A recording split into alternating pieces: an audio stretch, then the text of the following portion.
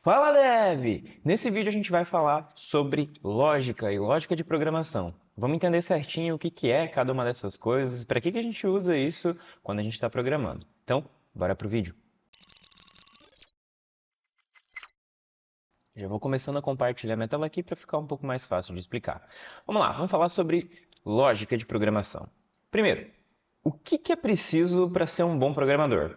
Muito provavelmente, quando você entrou na área, você imaginou algumas coisas, né? Você supôs aí que para ser um bom programador precisaria de algo. Ou então não, ou então você nem sequer pensou nisso daí, mas provavelmente alguém da sua família ou próximo amigo deve ter pensado isso daí, olhado para você e falado: Nhá, vai programar? Esse daí? Não, né? Ele não é isso, ou ele não é aquilo, ou ela não é isso e ela não é aquilo. E talvez tenha te desanimado. Bom, provavelmente alguma dessas coisas que você tenha pensado ou que alguém tenha te dito esteja nessa lista aqui, ó. Para ser programador, bom, precisa ser um gênio, precisa ser muito bom em matemática. Isso daqui é uma das coisas mais comuns que eu escuto, inclusive em sala de aula, tá? Ou então precisa ser jovem. Sim, eu já dei aula para muitas pessoas que estão acima de 50 anos, 60 anos e não tem problema. Não existe problema com relação à idade, tá? Ou então precisa ser um solitário, precisa ser uma pessoa que está enfornada dentro de um quarto 24 horas por dia, 7 dias por semana, não faz mais absolutamente nada, não tem vida social, não vai para balada, não vai para festa, não vai para acampamento, não vai, sei lá, jogar bola ou qualquer outra coisa. Precisa ser solitário e olhar só para a tela do computador. Não, não é isso não, tá? Ou então precisa ter o melhor computador. Não, eu vou comprar aqui um computador de 7.000 para programar o meu primeiro Hello World, tá certo? Não tá certo também, tá? Aliás, falando já até em computador aqui, no meu site do Init Code, né, initcode.com.br, lá vai ter uma abinha chamada recomendações. Eu vou deixar inclusive um link nesse vídeo aqui, aonde nesse link eu descrevo certinho quais são computadores interessantes para você começar a programar, tá? Não precisa ser um computador de, sei lá, 5.000, 6.000 reais.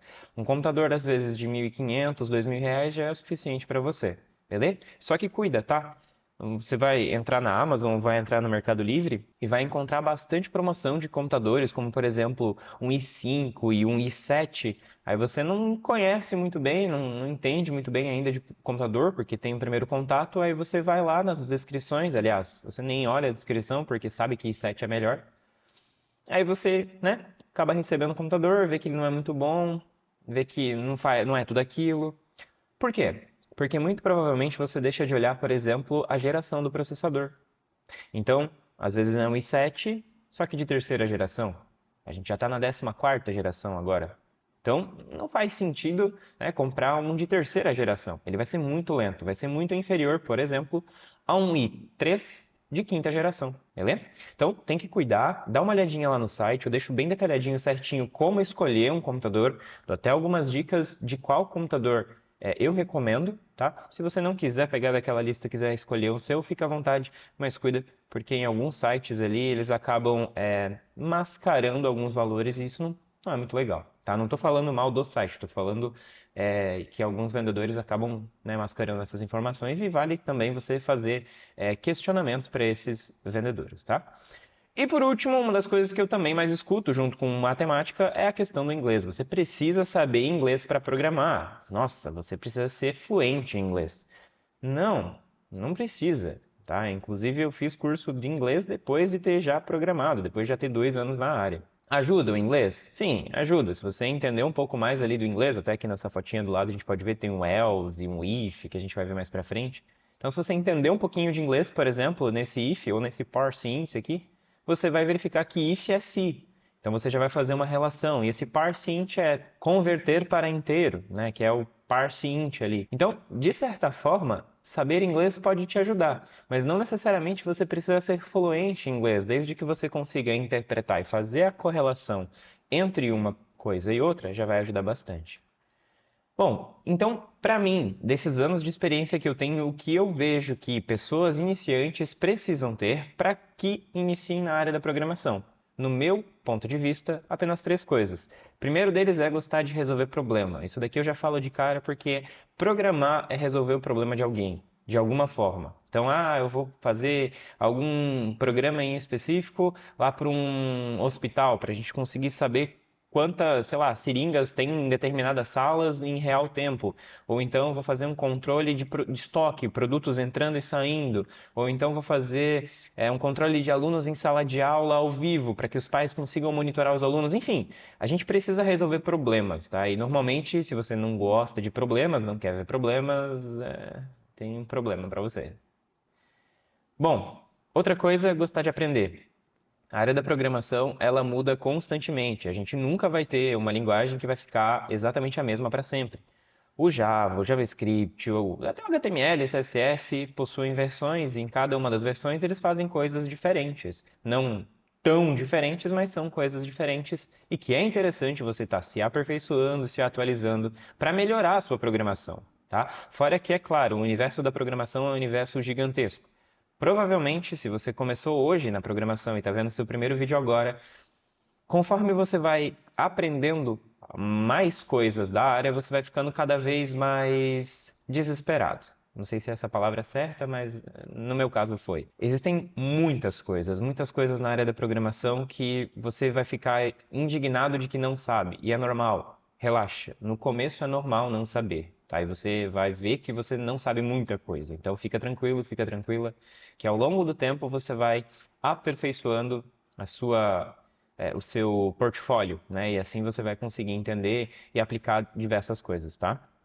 E por fim, não é uma obrigação, mas vai facilitar bastante, é a questão de ter um bom raciocínio lógico. É você conseguir saber o que fazer pela lógica, né? O famoso logicamente falando. Então, ter esse bom raciocínio vai te ajudar bastante, tá?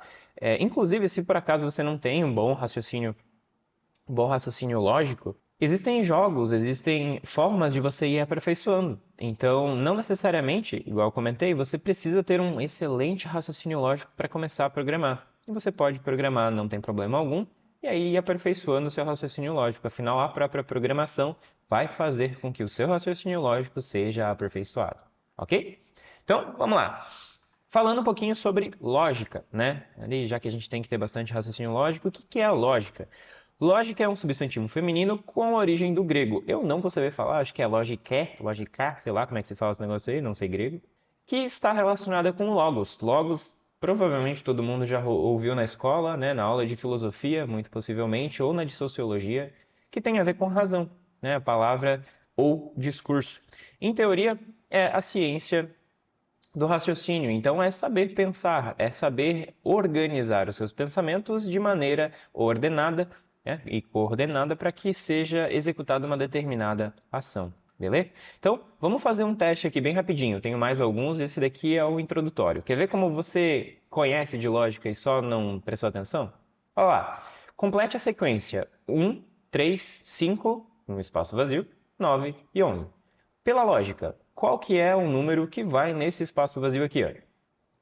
Bom, se a gente for ver, todos eles são números ímpares, né? Eles estão indo, obviamente, de 2 em 2, afinal são ímpares. Então, 1 mais 2, 3, com mais 2, 5, com mais 2, 7. E aí, para a gente continuar batendo a prova real, 7 com mais 2, 9, com mais 2, 11. Então, em teoria, essa é a lógica. E este carinha aqui, ó, a gente tem 4 palitos de fósforos, a gente precisa mover apenas um para que se forme um quadrado. E aí, como é que a gente vai fazer? Esse aqui é complicado, né? Pois é, dificultei um pouco mais. Mas vamos lá. Se eu conseguir dar um zoom aqui, ó. Aí, consegui dar um zoom. Nota que aqui, ó, todos eles estão nessa distância aqui e esse palitinho miserento aqui, ó, ele está encostado no de baixo, né? Então esses dois aqui estão separados por esse palito. Concorda que se a gente puxar ele um pouco para cima, ele vai ficar nessa mesma distância, aí é onde está a mãozinha do meu mouse, não sei se dá para ver, legal. E é bem aqui onde está a mãozinha, vai ficar um quadrado? Pois é, formou um quadrado. Então, em teoria, é só puxar esse carinha aqui para cima, mover ele para cima, vai formar um quadrado aqui com essas partes debaixo dos palitos. Show? Vamos para o próximo. Se você achar, inclusive, deixa aí nos comentários a segunda forma, porque até hoje eu não achei, tá? Para mim é só isso aí que dá para fazer. E esse daqui? Mova um palito de fósforo para resolver a equação. Esse daqui é um pouco mais complicado, né? Se a gente for visualizar aqui é 5 mais 7. Em teoria, 5 mais 7 não dá 2, né? Não é igual a 2. É igual a 12. Até onde eu sei? 7, 8, 9, 10, 11, 12. É isso aí? 12? Não, brincadeira. Em teoria, aqui, o que a gente precisaria fazer para que essa equação fosse considerada verdadeira, né? Para que isso daqui fosse verdade? E aí, algumas pessoas, quando eu faço isso em sala de aulas, elas me respondem: ah, basta pegar esse palitinho aqui, ó, do mais, e colocar ele traçado aqui, ó, porque isso significa diferente. Então, 5 menos 7 é diferente de 2. E aí eu pergunto, 5 menos 7 é diferente de 2? Não, 5 menos 7 não é diferente de 2, é igual a 2. Então a gente não pode fazer isso daí. E aí, que mais? Bom, pausa o vídeo aí se você quiser tentar descobrir sozinho, inclusive para as outras demais dicas aí, pausa o vídeo para dar uma olhada. Mas a resposta para esse cara aqui é o seguinte, ó. Você vai pegar esse mesmo palito aqui que eu falei antes e vai colocar aqui, ó.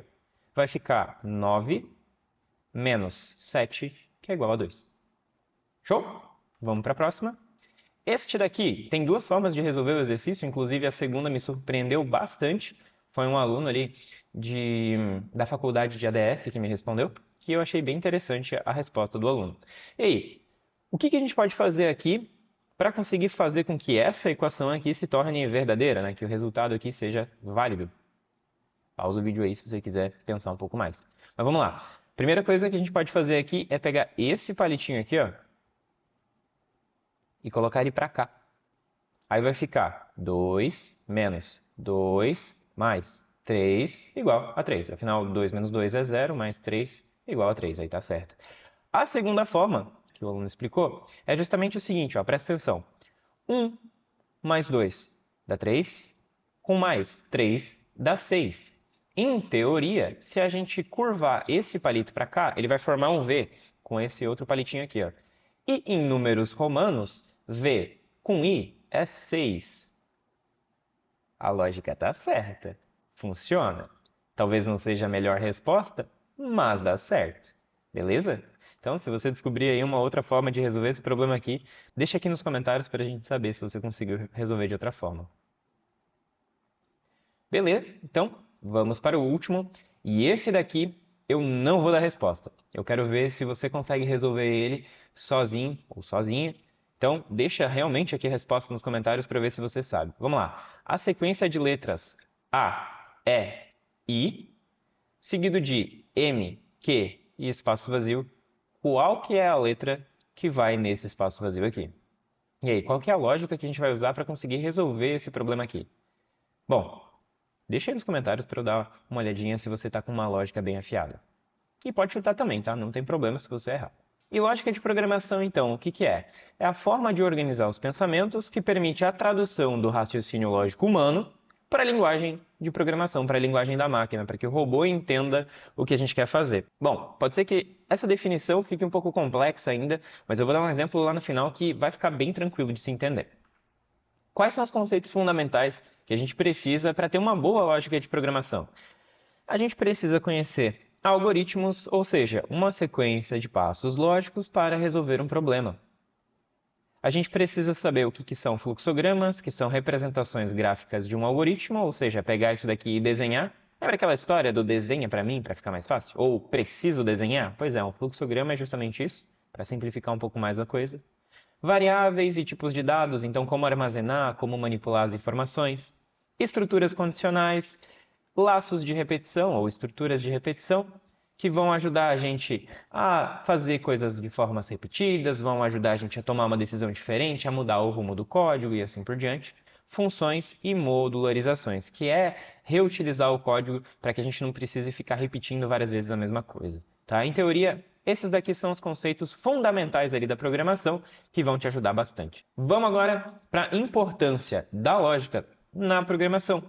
Bom, parece óbvio, mas eu vou comentar sobre. Vai facilitar na resolução dos problemas, ou seja, vai ficar um pouco mais tranquilo de a gente resolver os problemas, afinal vai estar seguindo uma sequência lógica, porque a máquina vai interpretar isso de uma maneira lógica, né?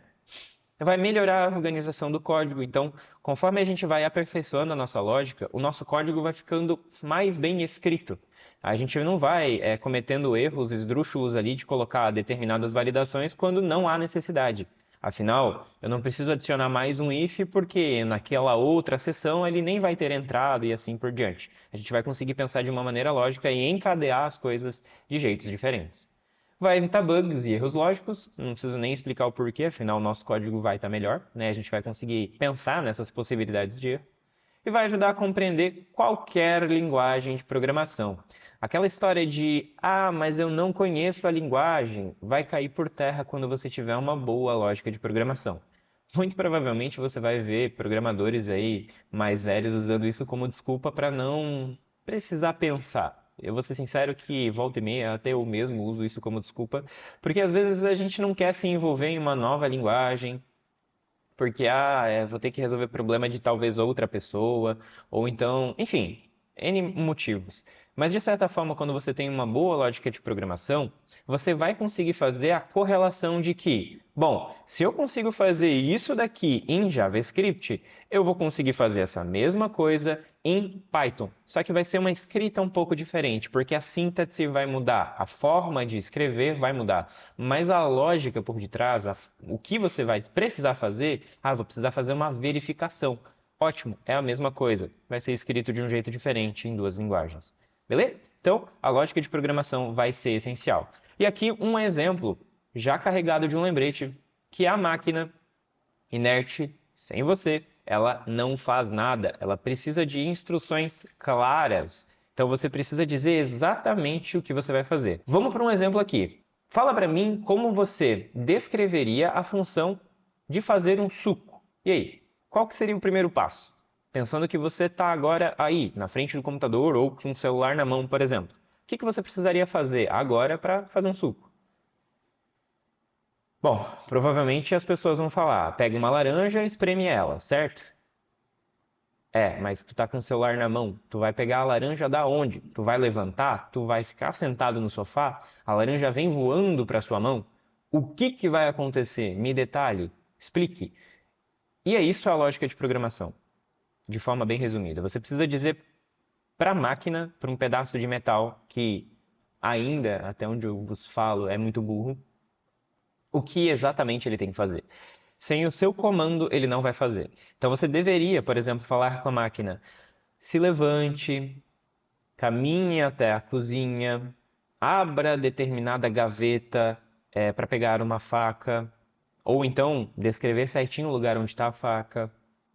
Depois vire-se 180 graus, ande até a fruteira, pegue uma laranja, volte para a pia, descasque a laranja em formato circular, cuide para não se cortar. E aí vem a condição: se você se cortar, para o que você está fazendo, vai cuidar do seu machucado. Se não, você vai continuar descascando a próxima laranja e assim por diante. Aí você pega uma repetição. Você precisa descascar 3 laranjas. Pô, você não vai escrever tudo de novo, né? Você só vai falar: chegou, descascou a laranja? Ótimo. Veja quantas laranjas você tem. Eu tenho uma descascada e tenho 2 ainda normal. Ótimo. Agora repita de novo o processo de pegar uma laranja e descascar. Aí o código vai lá para cima e vai fazer tudo de novo. Beleza? Precisa ser bem detalhado, precisa ser bem claro, porque senão a máquina não vai entender. Ela simplesmente vai achar que você pediu para fazer uma coisa e vai virar de costas ou vai ficar sentado no sofá, vai falar: deu erro, não sei onde está a laranja, não sei o que é laranja, às vezes até tem que descrever o que é uma laranja, porque ela não sabe o que fazer. Beleza? Então, era isso. Espero ter te ajudado, espero ter clareado um pouco mais o que é lógica e o que é lógica de programação. E não esquece de deixar nos comentários aí se esse vídeo te ajudou, compartilhar com outra pessoa, caso alguém esteja procurando ou pensando sobre lógica de programação. Beleza? No mais, nos vemos no próximo vídeo e falou, valeu!